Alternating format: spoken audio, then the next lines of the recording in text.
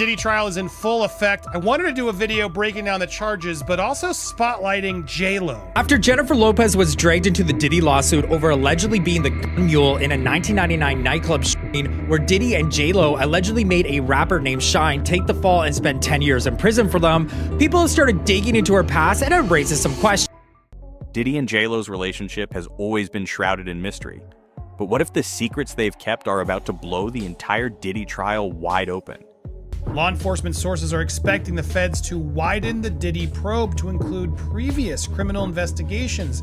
Now, we know Diddy was criminally investigated regarding that shooting in New York, but I didn't realize the extent of JLo's involvement. As the courtroom shakes with each new revelation, JLo has maintained complete silence, while her ex faces devastating RICO charges.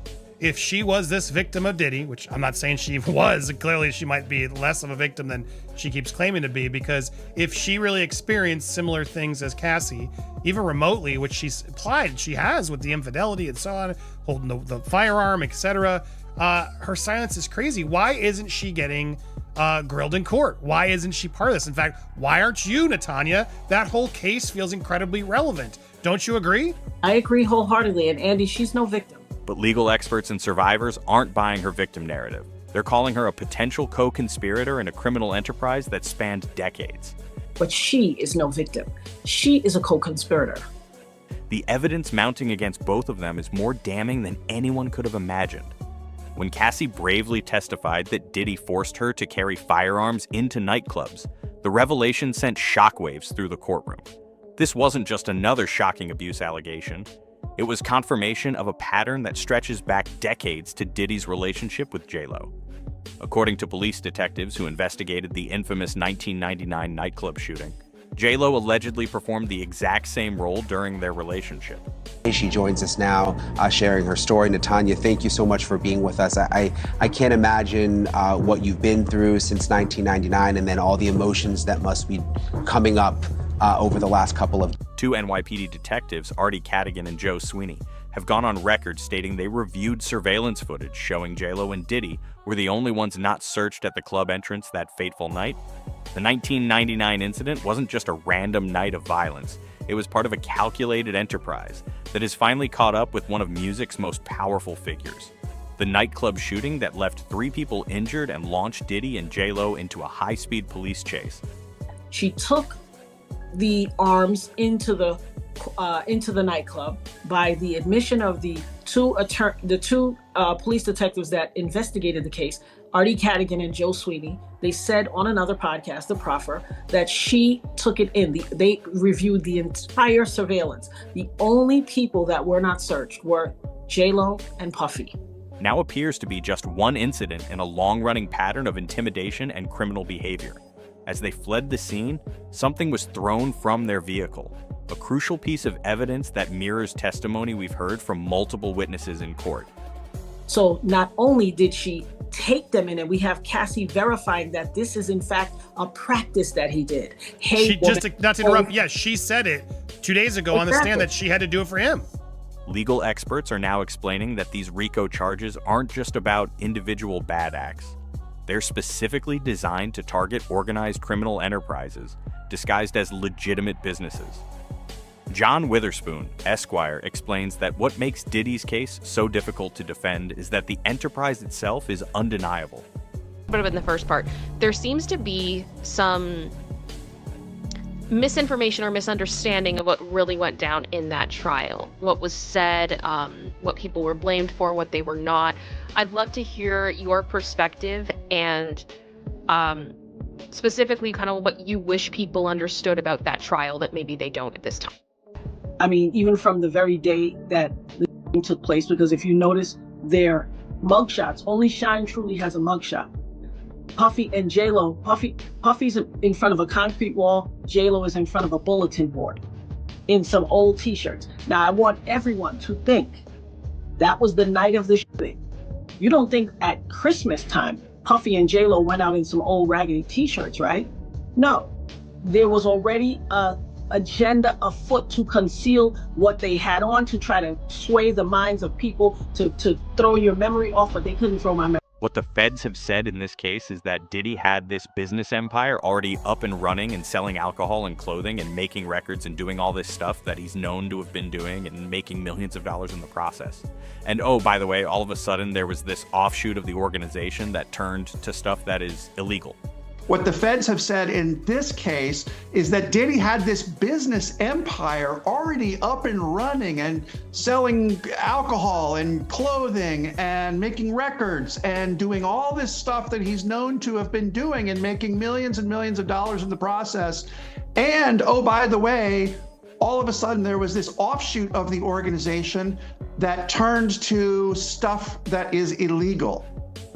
And that makes it a very, very difficult case to defend because everybody knows that the enterprise existed. All you have to prove then is that there was something nefarious and illegal taking place under the umbrella of Sean Combs Enterprises.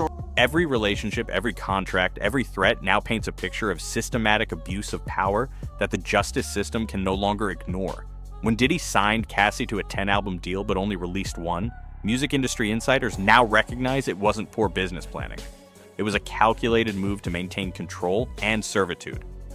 10 albums means he owned her, explains Natanya, a survivor of Diddy's alleged violence. 10 albums, it would take you a lifetime to complete that. You have people whose body of work right now is 30 years and they have 10 albums. 10 albums means he owned her. It would take you a lifetime to complete that. You have people whose body of work right now is 30 years and they have 10 albums. This contract wasn't just exploitative, it was potentially part of a pattern of using business relationships to facilitate abuse and control. The prosecution's strategy becomes clearer by the day. They're not just focusing on individual incidents, they're meticulously weaving together decades of behavior to demonstrate that Bad Boy Entertainment, Sean John, Star Island, and Diddy's other businesses potentially served as fronts for darker activities.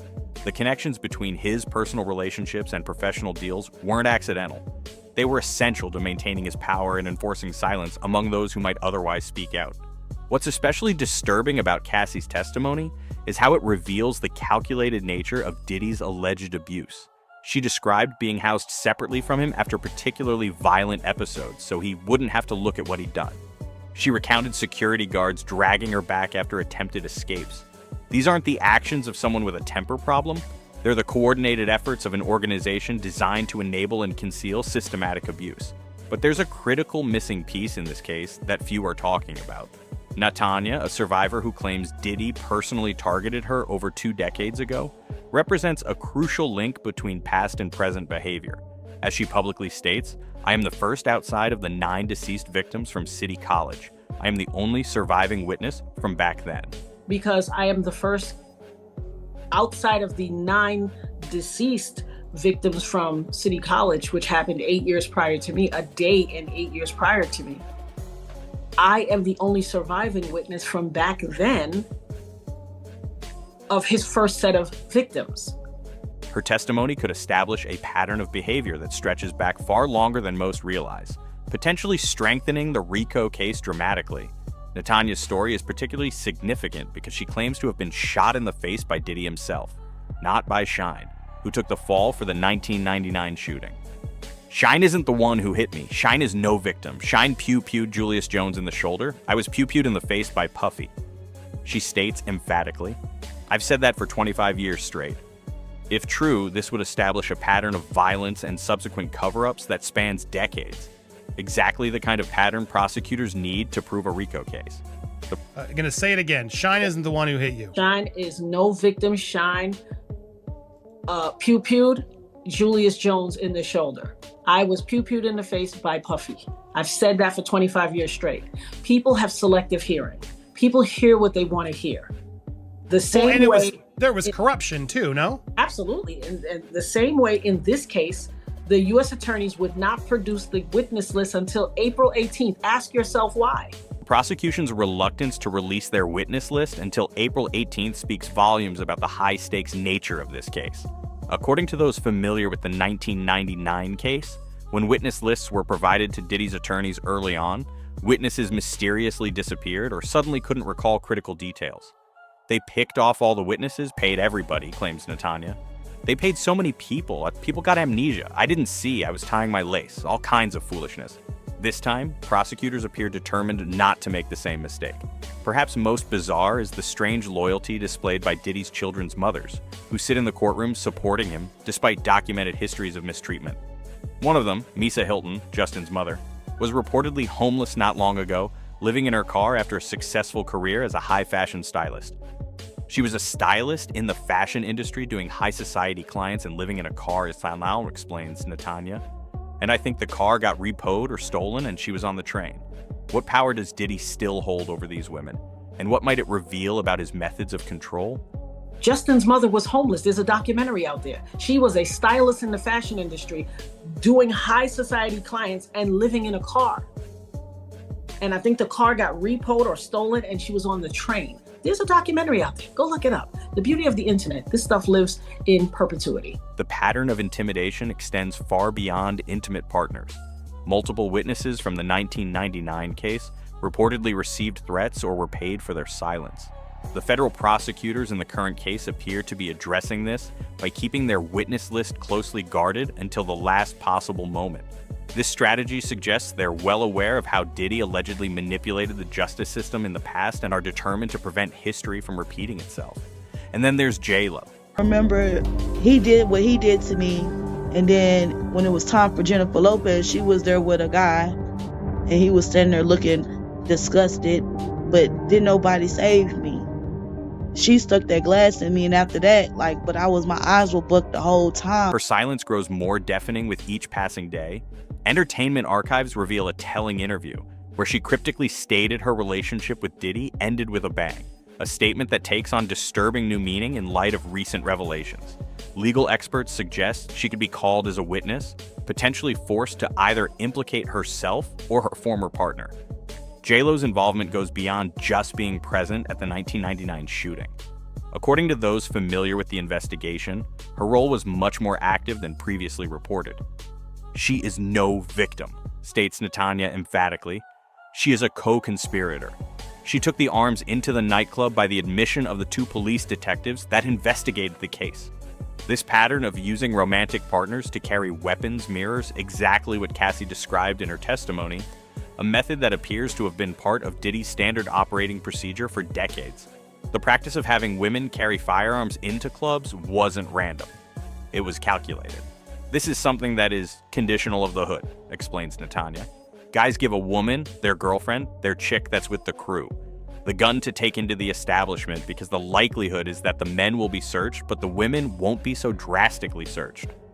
This cultural knowledge provides crucial context for understanding how Diddy's alleged criminal enterprise operated, not as isolated incidents, but as part of a calculated system. The surveillance footage from that infamous nightclub night reportedly shows JLo and Diddy were the only ones who weren't searched at the entrance. Hours later, during a police chase, something was thrown from their vehicle, another parallel to testimony we've heard in court. These aren't coincidences, they're evidence of a systematic operation that continued for decades, with different women playing similar roles within it. What we're witnessing isn't just a trial about a bad boyfriend or isolated incidents.